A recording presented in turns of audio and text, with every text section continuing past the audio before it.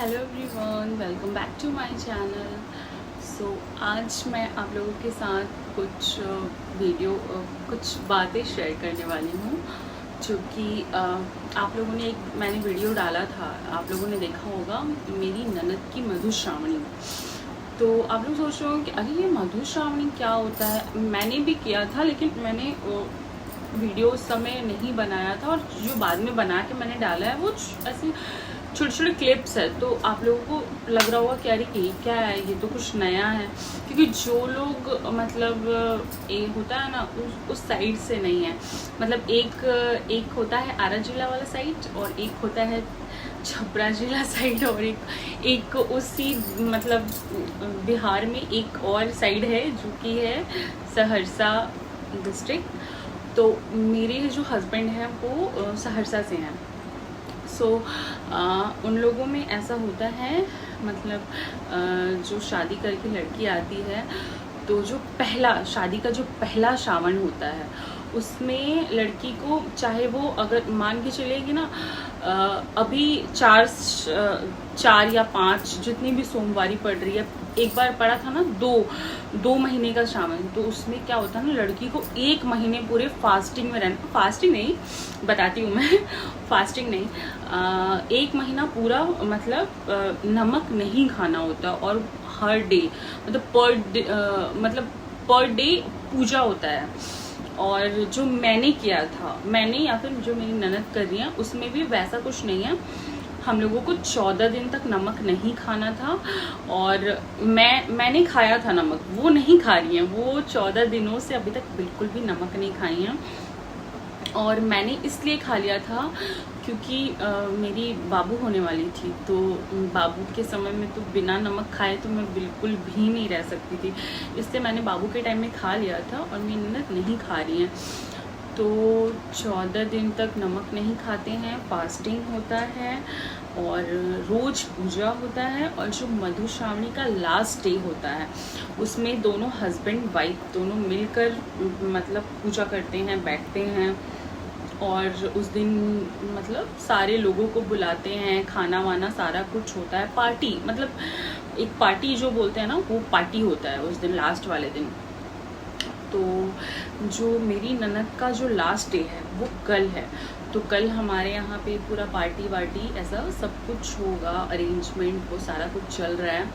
तो अब मैं आप लोगों को बताती हूँ कि इसमें जो बेसिकली पूजा होता है वो किस चीज़ का पूजा होता है। तो अगर आप लोगों ने कुछ नोटिस किया होगा तो मुझे कमेंट में बताना। अगर जिसने गौर से मुझे देखा होगा और किया होगा तो प्लीज़ कमेंट में ज़रूर बताना कि ऐसा क्या किया है मैंने जिसकी वजह से मुझे खुद ही हंसी आ गया। तो चलिए स्टार्ट करते, सॉरी। तो मैं ये बोल रही थी कि पूजा जो होता है वो किस चीज़ का होता है। तो इसमें पूजा होता है, जो नाग नागिन होती हैं उनका पूजा होता है, गौरी का पूजा होता है, और हाथी का पूजा होता है।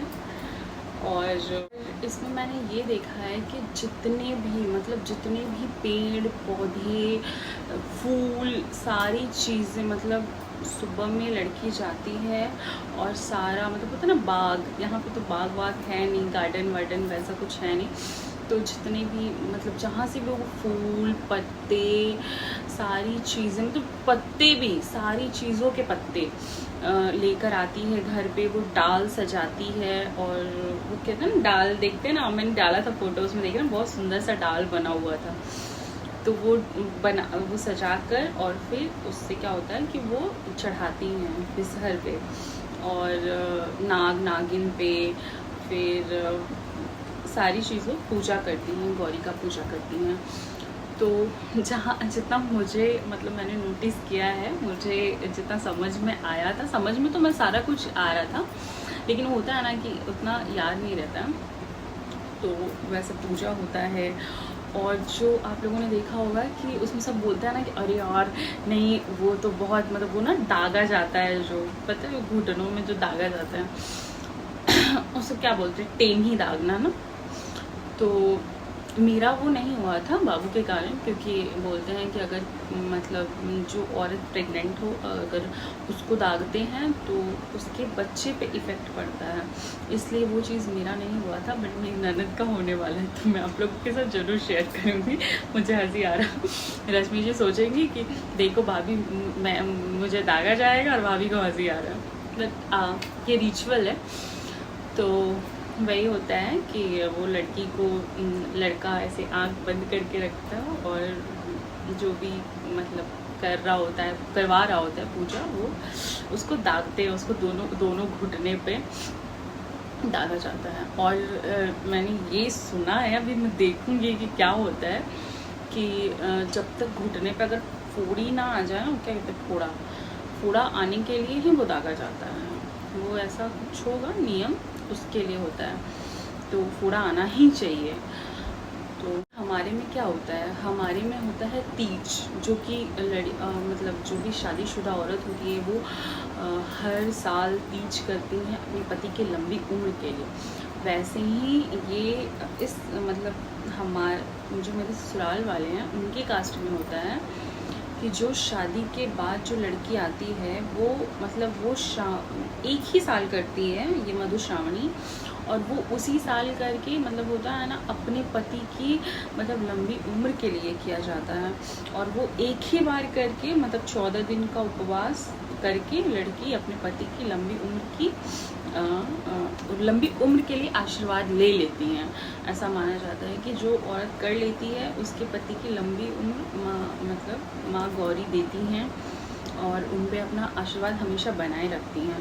तो हमारे में ये हर साल किया जाता है, बट इसमें क्या होना, ये एक ही साल किया जाता है। साल में जो पहला श्रावण आता है, अगर मान लीजिए कि जैसे कि होता है किसी का वो श्रावण में कुछ नहीं कर सकी वो औरत, तो वो नहीं कर सकती है, वो दोबारा कर ही नहीं सकती है। मतलब होता है ना कि इस साल अगर नहीं की तो सोचेगी कि अगले साल कर ले, अगर प्रेगनेंसी की वजह से कि हाँ इस साल हम प्रेग्नेंट हैं तो हम नहीं कर सकते हैं तो हम अगले साल कर लेंगे, ऐसा बिल्कुल भी नहीं है। अगर इस साल आप प्रेग्नेंट हैं तो आपको इसी साल करना होगा, अदरवाइज़ आपको नहीं करना होगा, ये आप रिपीट नहीं कर सकते हैं। तो ऐसा ये नियम है। मतलब जिसकी बॉडी जब देखो क्या होता है ना कि 14 दिनों तो बिना नमक खाए तो बॉडी जवाब दे देगा, और प्रेगनेंसी में तो बिल्कुल भी नहीं है हो सकता है, इसलिए सीधा नमक खाकर आप कर सकते हो। और खाना 1 या 2 टाइम खा सकते हो, वैसा कुछ नहीं। पूजा करते करते ही 12 तो नहीं, 12 बजे तो रेडी होता है, 2 से 3 तो पूजा करते करते ही हो जाता है। तो औरत क्या 1 से 2 बार खाती है, एक बार शाम को खा ली, एक बार रात में खा ली, दिन में, वैसा तो 2 बार खा सकती हैं। और बाकी टाइम क्या है ना, आप फल वगैरह ये सब खा के रह सकते हैं।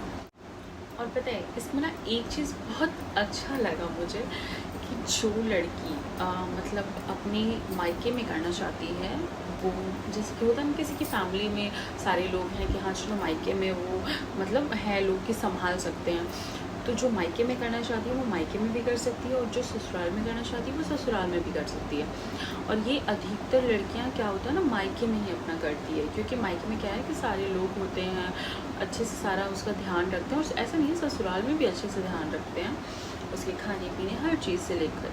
तो जो लड़की मायके में रहती है उसकी जो भी मतलब सारी चीज़ें होती हैं जो भार बोलते हैं, जो लड़की के लिए कपड़ा, मिठाई, फूल वगैरह ये वो मतलब हर चीज़ें जो होती है ना वो ससुराल से आता है, जो मायके में पूजा करती है। और जो लड़की ससुराल में पूजा करती है वो लड़की के सारा चीज़ मायके से ससुराल जाता है। तो ये चीज़ काफ़ी अच्छा है कि मतलब लड़की के मन के हिसाब से भी हो सकता है कि हाँ चलो उसको जहाँ मन करे करने का वो वहाँ कर सकती है। और बहुत ही अच्छा मतलब अच्छा लगता है 14 दिन तो एकदम घर बिजी, लोग आते हैं, पूजा होता है।